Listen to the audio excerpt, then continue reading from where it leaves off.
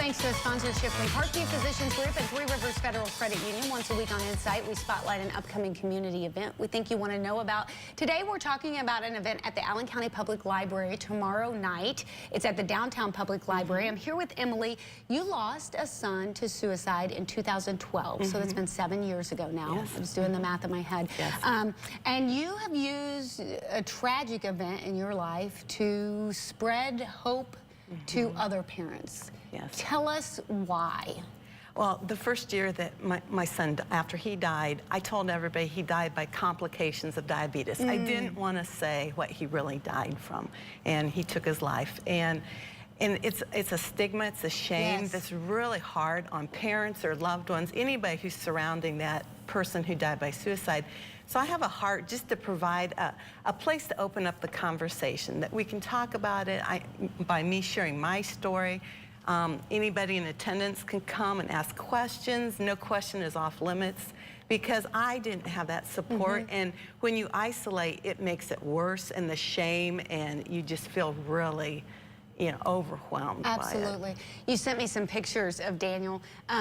Tell us about him. Oh, he was a very inquisitive, when he was smaller, he wanted to be a scientist, he wanted to be a surgeon, and find the cure for diabetes and kidney problems, and really bright, really sharp kid. But unfortunately, he had type 1 diabetes. And when he ate too much sugar, his numbers went too high, his blood sugar numbers, and it would cause a medical delirium that was similar to psychosis and hallucinations. And so the last 5 years of his life, a typical teenager, if he'd eat pizza or go out with friends and have sugar, he would go into these little dips where it just took his rational mind, and he was never the same after that. I can't imagine, but the impact on your family, because you have other children. Yes. You and your husband, who've been married for 37 years, are now empty nesters. Yes. This is their first year. What's the impact been like on your family? It was really hard. We had 2 children who were not at home anymore. They had already moved out, were away at college, and then 2 children who were still living at home.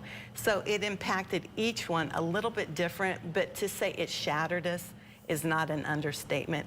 And we actually, my husband and I, went to a counselor before the funeral even, because we wanted to get guidance how to navigate the death ourselves, and then how to help the children navigate with all their different age groups.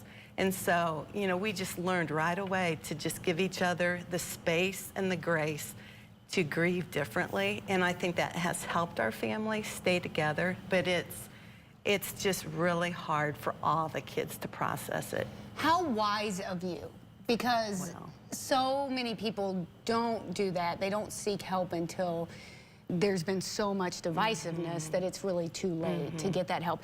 Lutherans for Life are sponsoring this event tomorrow night. And again, it's at the Allen County Public Library downtown from 7 to 8:30. And really, anybody can come, right? Anybody can come. And it's not just for parents who've lost children. It's for anybody, for clergy, anybody who wants to learn how to support families through not just suicide, but the mental health crisis part of it too. I will share our story and what helped me, and I even went into a deep depression during that time after he died, and so I'll be sharing how I got out of my depression. And it's a very common thing for parents to grieve that deeply, to go into depression. Well, we all battle with some sort of depression and mental health, and everybody knows someone who has been affected by suicide. Thank you so much for sharing your story. Thanks to Parkview Physicians Group and Three Rivers Federal Credit Union for allowing us to tell you about this event. Please join Emily tomorrow night at 7 at the Allen County Public Library downtown. We'll be right back.